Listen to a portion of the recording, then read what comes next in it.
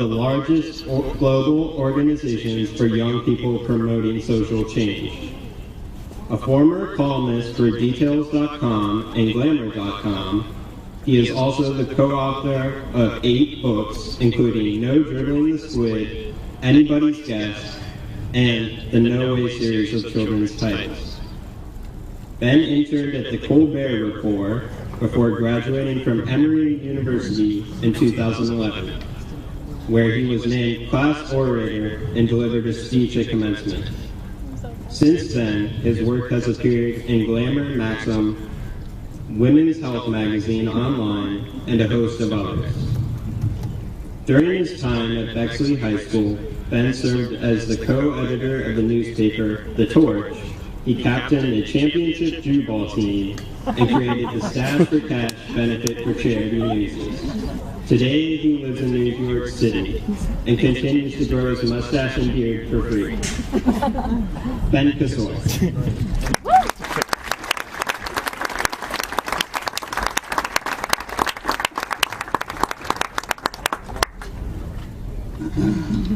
Thank you very much. Jackson forgot to mention that I was also the worst tuba player in Bexley band history. And I will challenge you, sir, to find out. Good afternoon, and thank you very much for the honor of addressing you today. It's a pleasure to be here. You guys look good. I was thinking about my graduation from Bexley High School 25 years ago, or maybe it was 8. Anyway, on that day I had my picture taken with Mrs. Horger as she handed me my diploma. Afterwards, as a graduation gift, my parents gave me a quilt. And on the bottom right patch of the quilt, they had a copy of that photo sewn on. That means that I've slept with a picture of Mrs. Horger every night since high school. And if you think that's weird, you are absolutely correct.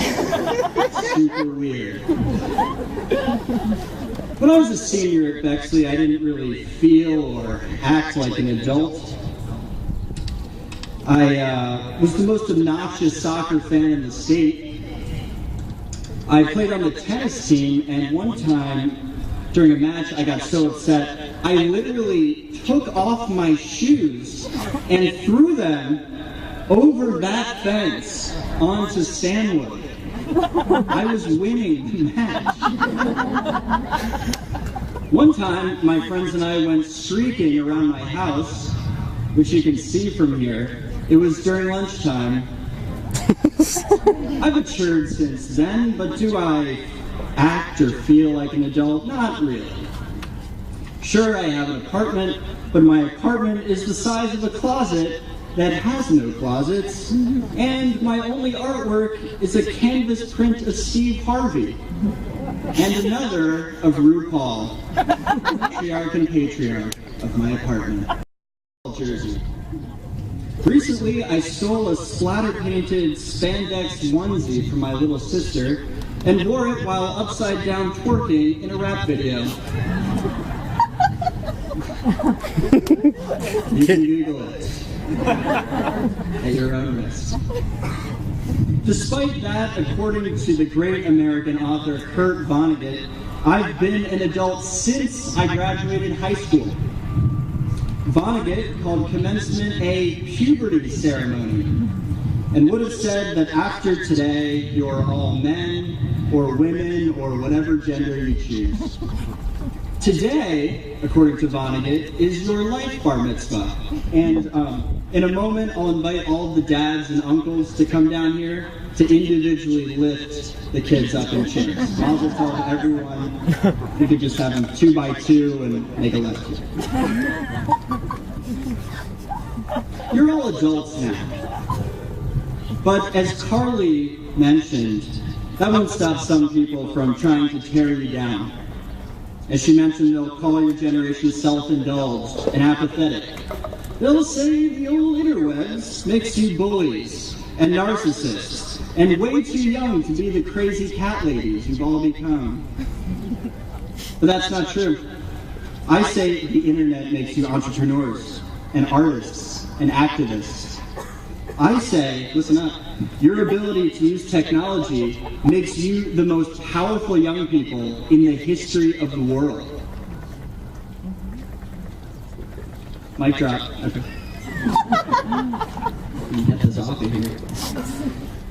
You're creators and innovators and influencers. And with technology, you get to make enormous decisions on how you'll impact global communities. You're also friends and siblings and regular civilians and get to make smaller decisions on more personal things like your social life.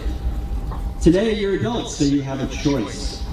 One choice I made was to delete my Facebook. Now, I know you guys don't use Facebook, but everyone my age uses Facebook, so just bear with me for this story. Okay. Now, I still have a professional Facebook page, okay, where I post my photo and post my writing and photos of myself wearing spandex onesies. Again, just Google it, it'll come up. But why did I delete my personal Facebook account? Is it because I'm a quinoa-eating, top-button-buttoning New York City hipster? Or because I'm a reclusive weirdo? No, although I am those things. No, I deleted my Facebook because I felt sucked into vaguely pleasant, but superficial and ultimately unfulfilling relationships. I felt obligated to spend time responding to messages from random middle school camp acquaintances when I barely get to FaceTime with my own niece. Hey. It's not that I don't like Camp Girl, it's that I like my niece way better. She's 3. She's hilarious. And like her uncle, she generally refuses to wear pants. Now, I'm not telling you to delete your Instagram or delete your Snapchat or to delete your Facebook or to burn your bridges or to stop wearing pants. I'm saying that as an adult, as someone no longer limited by the physical and social constraints of Bexley High School, you have more choice than ever on how to foster the kinds of relationships you want, both romantic and platonic, both online and off. Be intentional in the company you keep. Be selective. Who are the people you associate with by deliberate choice versus those you keep around because it's convenient or because they take you to Buckeye games and have like really, really good seats? Who are the people who excite you, inspire you, comfort you, give you life-affirming energy, and who are the people who drain it? Don't worry if your answers change over time. I've known my Bexley friends for my entire life, and I figured we all be best friends forever, that no one could compete with our common history or common love for midday public nudity. Open lunch is the best, isn't it, guys? Okay. Listen, I still love those guys, and I always will. But instead of seeing each other every single day like we did in high school, now we only see each other a few times a year. And we all have other friends too. That's okay. Change, as we've learned, is okay. Except the fact that Cup of Joe closed. That totally sucks, and I'm not okay with that change at all.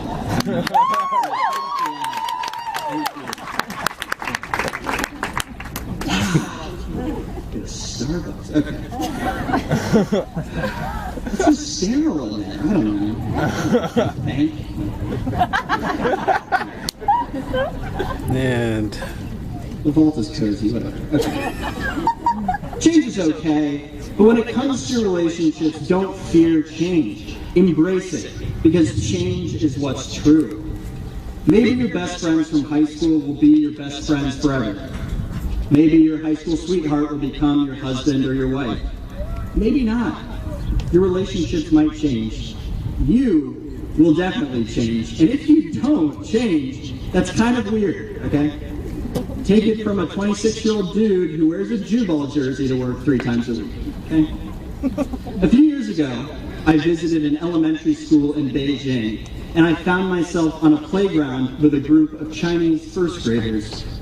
We kind of looked at each other and didn't know what to do. We didn't speak the same language. We didn't have anything in common. What was I supposed to do with these kids? So I walked over to them, put my hand up, and offered one of the little boys my palm. He looked confused, then sheepishly slapped his hand against mine. Then I offered my hand to another kid who was a little less reluctant. Then I high-fived a third kid, and another, and another. Soon they all wanted in. I was giving high fives and low fives and fist bumps, and they were all smiling and laughing and having a great time. And then one of them walked up and punched me in the penis.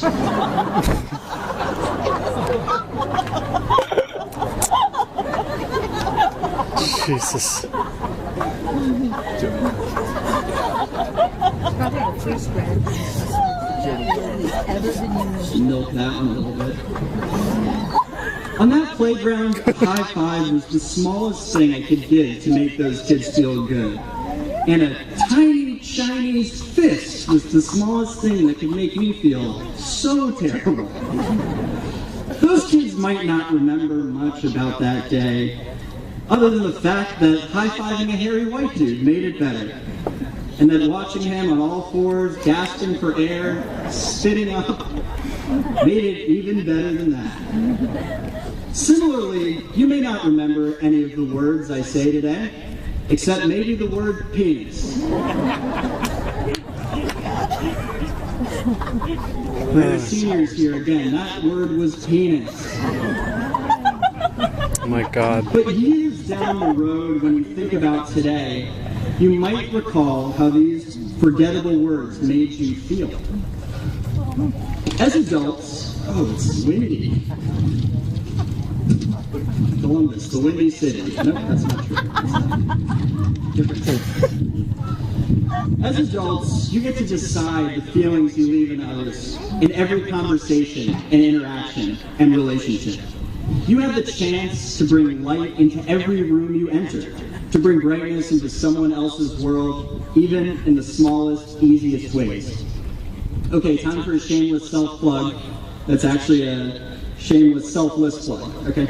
My company, DoSomething.org, runs campaigns that activate young people like you around the globe to do simple, good things for others. You don't have to change the world. No, we set the bar a little lower. Just make the world suck less. DoSomething.org has over 200 easy ways to help someone else. You can make superhero masks for kids in hospitals or bubble blowing kits for kids in homeless shelters. You can write thank you notes for our troops or pass the black bathroom mirrors with messages of encouragement for a stranger. How long do you think it takes for this to blow over again? I'm just waiting. I'm taking bets. Okay. There are a lot of things you can do. You can bake cookies for firefighters or play a game of Never Have I Ever with a group of seniors. And if none of that sounds good, you can just punch me in the penis.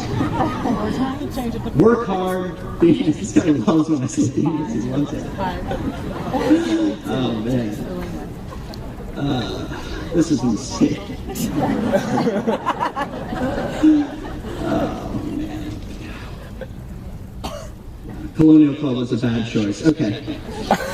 Work hard, be nice, and work hard at being nice, both to others and, importantly, to yourself. My uncle recently sent me this quote by John Lennon. When I was 5 years old, Lennon said, my mother always told me that happiness is the key to life. When I went to school, they asked me what I wanted to be when I grew up. I wrote down happy. They told me I didn't understand the assignment, and I told them they didn't understand life. You'll spend your entire lives pursuing happiness, but if you achieve it, even in small, fleeting moments, will you stop to realize that there it goes? $50 to this guy right here. He said it was going to be within the minute. You'll spend your entire lives pursuing happiness, but if you achieve it, even in small, fleeting moments, like I just said, will you stop to realize it? The only thing better than being happy is knowing you're happy. And the only thing better than knowing you're happy is a game of mat ball. In many of his speeches, Kurt Vonnegut also referenced an uncle. Vonnegut's uncle, in times of simple pleasure, like while sipping lemonade under a shady tree, was known to say, if this isn't nice, what is? During these kinds of moments, I send text messages to myself. A few months ago, my friend died of cancer. I was going through a really hard time. Recently, I reread some of the notes I'd sent myself from just a couple weeks after her death. I was surprised to see that I had texted myself, "What a luxury to know I can trust and rely on so many people." A few days later, I texted, "Today is the most beautiful day in the history of the world. I feel so fortunate." Shortly after that, I wrote, "Life goal. Create a TV show about calligraphy called Quilnai, the Writing Guy." So while I can't put a lot of faith in everything I'd written to myself during those times, it's a terrible idea for a show. It doesn't make any sense. While I can't put faith in everything I'd written to myself during those times, I do know that despite feeling awful, I realized I was going to be okay. I had just lost a friend, but knew how fortunate I was to have so many others. Acknowledging joy or gratitude or contentment, especially in ordinary moments, and even in your darkest hours, is the only true way to experience and appreciate the everyday happiness you work so hard for, and the happiness you all deserve. Class of 2015, congratulations. And if this isn't nice, what is? Thank you very much.